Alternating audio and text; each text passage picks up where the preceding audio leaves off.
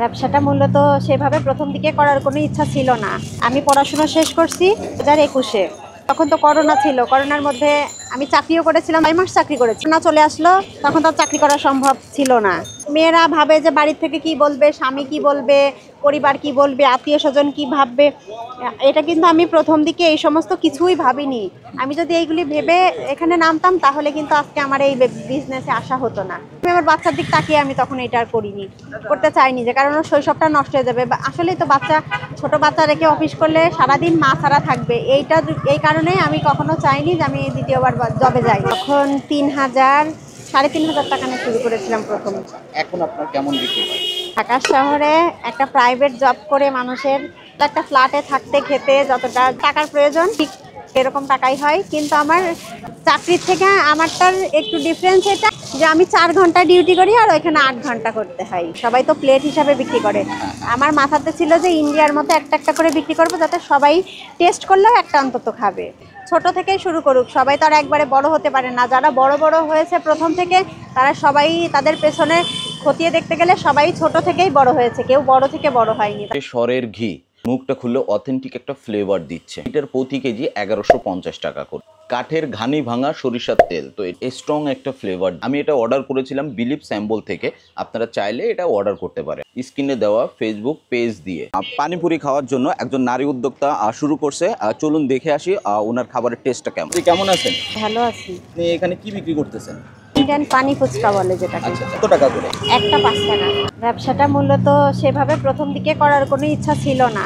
আমি পড়াশোনা শেষ করছি 2021-এ।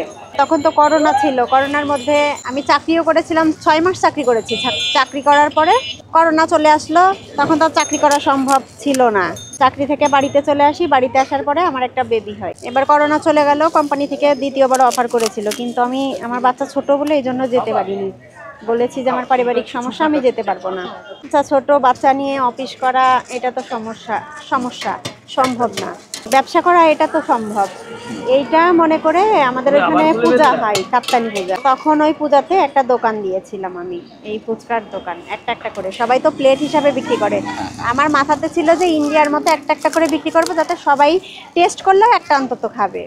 এটা টার্গেট করে আমি স্টলটা দিই। স্টলটা দেওয়ার পরে তো ওখানে খুব ভালো সেল হয়, তখন থেকেই এটা শুরু করি। হ্যাঁ, তখন 3,000 3,500 টাকা নিয়ে শুরু করেছিলাম প্রথম। এখন বিক্রি হয় ভালো, আগে আরো ভালো হতো। ইদানিং একটু সেলটা কমে গেছে এই যে ঝামেলার কারণে।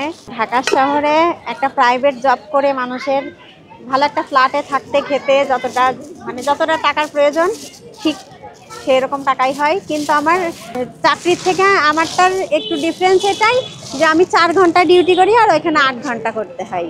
আর বাচ্চা নিয়ে সংসার সামলে এই টাইমটা তো আমার বাসায় থাকার কথা, এই টাইমটা আমার বাচ্চার সঙ্গে বিনোদন করার কথা ছিল। এই টাইমটাই শুধু আমি এখানে দোকানদারি করি, আর বাকি টাইমটা আমি সারাদিন বাসাতেই থাকি, অন্য কোনো কাজ করি না। এটা আমি 5টা থেকে 5:30 থেকে শুরু করি, রাত 10টা পর্যন্ত বা 9:30 পর্যন্ত, এর মধ্যেই বন্ধ করে দিই। আচ্ছা, এইটার ঠিকানা যদি সুন্দর করে বলতেন। এটা আগারগাঁ নির্বাচন ভবন আইসিটি টাওয়ারের ঠিক অপোজিটে, পিএসসির 3 নাম্বার গেট। নিজের ইচ্ছাতেই ছেড়ে দিয়েছিলাম, তখন করার মতো কোনো পরিস্থিতি ছিল না, তাই চলে এসেছিলাম।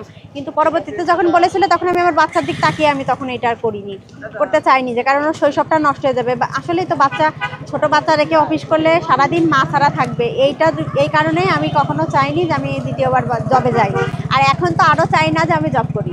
ঈশ্বরের কৃপায় স্বামী সন্তান নিয়ে খুবই ভালো আছি, এর থেকে ভালো কিছু আর চাওয়ার নেই আমার কাছে। আমাদের সমাজে যারা বেকার আছে তারা হয়তো, বিশেষ করে মেয়েরা, ছেলেরা জানি না, মেয়েরা ভাবে যে বাড়ির থেকে কি বলবে, স্বামী কি বলবে, পরিবার কি বলবে, আত্মীয় স্বজন কি ভাববে। এটা কিন্তু আমি প্রথম দিকে এই সমস্ত কিছুই ভাবিনি। আমি যদি এইগুলি ভেবে এখানে নামতাম তাহলে কিন্তু আজকে আমার এই বিজনেসে আসা হতো না। আমি কিন্তু এগুলো কোনো কিছুই প্রথম থেকে মনে করিনি যে আমার আত্মীয় স্বজনরা কি বলবে, লোকে দেখলে আমাকে কি বলবে, রাস্তায় দেখলে কি বলবে, এসব কিছু ভাবিনি। এখন পর্যন্ত যতগুলি ভিডিও হয়েছে, আমার যতগুলি ভিডিওতে যত কমেন্ট এসছে, সবাই ভালো বলেছে এবং খুব সাপোর্ট করেছে। এই জন্য আমি সবার কাছে অনেক কৃতজ্ঞ যে না, আমাকে সবাই সাপোর্ট করেছে, আমাকে কোনো ব্যাক কমেন্ট এখন পর্যন্ত করেনি, সবাই খুব ভালো বলেছে। যারা বেকার আছে, বেকারত্বদের জন্য সবাইকেই কিছু না কিছু করা উচিত। বাড়িতে বসে থাকলে তো আর সমস্যার সমাধান হবে না, সবারই কম বেশি সমস্যা আছে। ছোট থেকেই শুরু করুক, সবাই তো আর একবারে বড় হতে পারে না। যারা বড় বড় হয়েছে প্রথম থেকে, তারা সবাই তাদের পেছনে খতিয়ে দেখতে গেলে সবাই ছোট থেকেই বড় হয়েছে, কেউ বড় থেকে বড় হয়নি। তা সবারই উচিত, যারা বেকার বসে আছে, বসে না থেকে তাদের উচিত কিছু একটা করা। পড়াশোনা করতেছেন তারা ভালোভাবে পড়াশোনা করবেন, চেষ্টা করবেন আরো ভালো কিছু করার জন্য। এই মুহূর্তে আছি হচ্ছে আগারগাঁও, পানিপুরি খাওয়ার জন্য একজন নারী উদ্যোক্তা শুরু করছে। চলুন দেখে আসি ওনার খাবারের টেস্টটা কেমন। কি এটা নিতে হবে? আচ্ছা, এটা কি কি দেওয়া আছে? আছে বিট লবণ আছে, মশলা আছে, লেবু আছে, মরিচ আছে। আচ্ছা, এই হচ্ছে আপনার পানিপুরি। এটার প্রাইস হচ্ছে 5 টাকা। আপনি চাইলে একটাও খেতে পারবেন, 10টাও খেতে পারবেন, 20টাও খেতে পারবেন। তো এটা টেস্ট করে দেখি। বিসমিল্লাহ।